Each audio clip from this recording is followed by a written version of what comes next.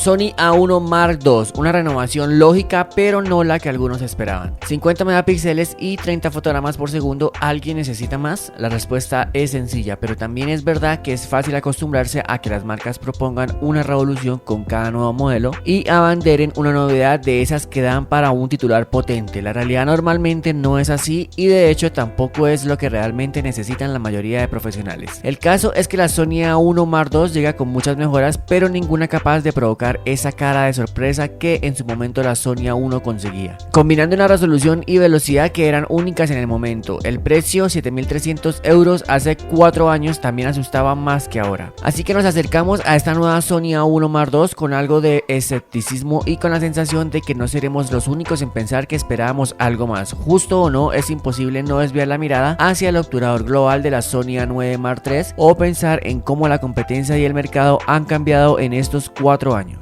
Sobre el diseño no hay mucho que decir porque más allá de los aparentes parecidos, en realidad la Sony A1 Mark II casi calca el cuerpo de la Sony A9 III con una buena noticia en cuanto a ergonomía y nuevos accesos directos. También estrena una pantalla con 4 ejes de movimiento, lo que permite tener la ventaja de una abatible y de una gran articulada. El visor sigue siendo el mismo, aunque ofrece ahora un mejor refresco y un ocular algo más grande y cómodo. También hay un intersector dedicado para video, lo que siempre resulta más cómodo a la hora de tener dos configuraciones separadas para fotografía y para video. Pero más allá de estos detalles de diseño y ergonomía, lo que nos interesa es ver cómo se comporta el nuevo sistema de enfoque heredado de la citada A9 Mark III. No es que la Sony A1 enfocara mal, ni mucho menos, pero en estos 4 años sí ha habido avances notables en los algoritmos de detención y seguimiento.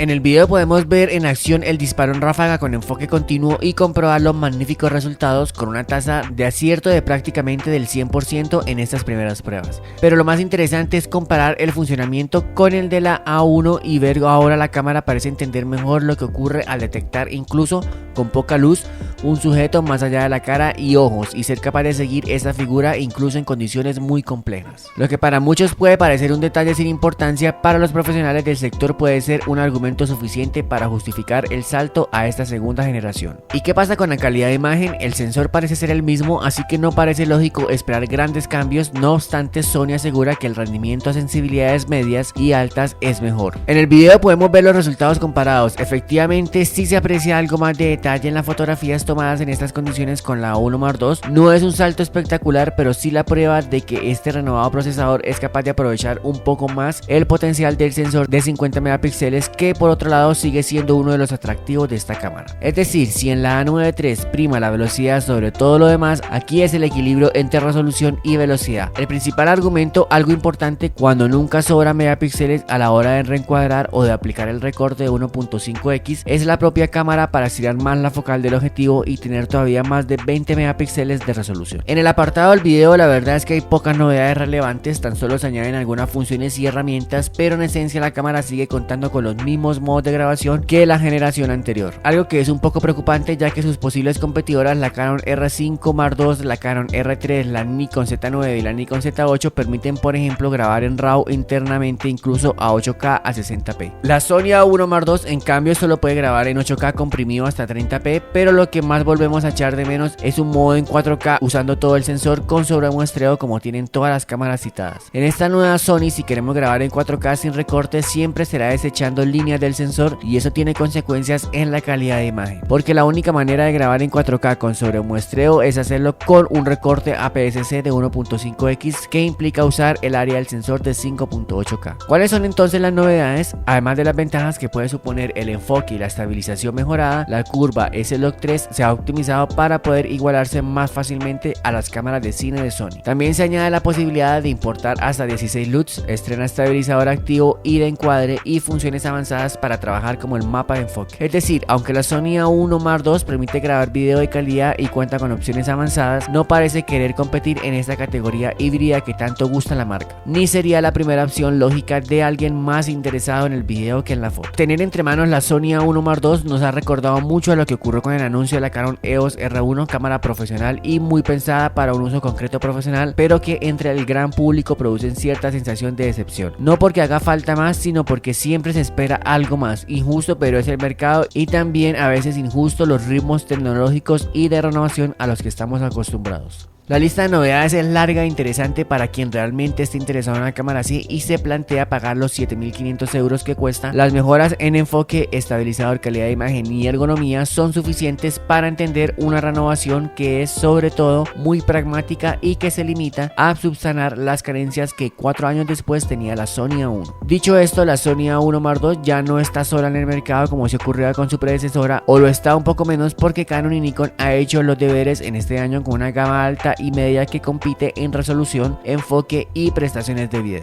Dejando a un lado la Sony A9 III, parece que tocará esperar todavía un poco hasta ver obturadores globales con semejante resolución. Curiosamente, la competencia más directa de la Sony A1 Mark II la encontramos un peldaño por debajo en el catálogo de otras marcas, la Nikon Z8 y sobre todo la Canon EOS R5 Mark II con 45 megapíxeles y los mismos 30 disparos por segundo parecen ofrecer algo parecido por mucho menos dinero, al menos sobre el papel.